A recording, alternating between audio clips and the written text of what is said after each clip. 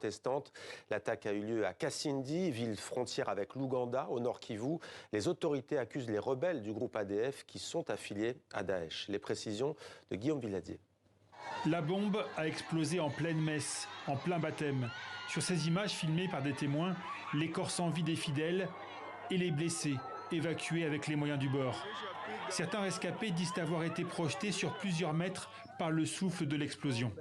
Tout est clair, il s'agit bel et bien d'un acte terroriste perpétré par les terroristes ADF-MTM qui a subi des exactions, qui a subi des pertes dans son rang dans plusieurs champs de bataille par les forces armées de la République démocratique du Congo. Dans la soirée, le groupe État islamique revendique l'attentat. Les forces alliées démocratiques, ou ADF, ont fait allégeance à l'organisation en 2017. Cela fait plus de 25 ans que ces combattants terrorisent l'Est de la République démocratique du Congo. À l'origine ougandaise, cette rébellion islamiste a passé la frontière au début des années 2000, multipliant les massacres de civils et les pillages dans les provinces de l'Ituri et du Nord Kivu. Placés par les États-Unis sur la liste des organisations terroristes étrangères, les ADF sont traqués depuis des années par les armées de Kinshasa et de Kampala.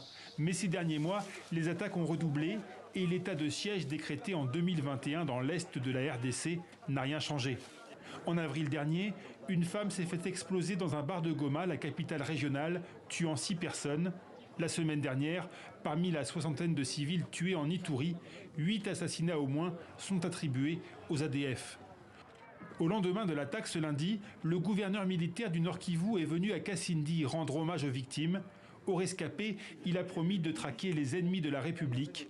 Mais des représentants de la société civile reprochent à l'armée d'avoir à nouveau abandonné les populations en redéployant ses effectifs autour de Goma, menacés par une autre rébellion, le M23.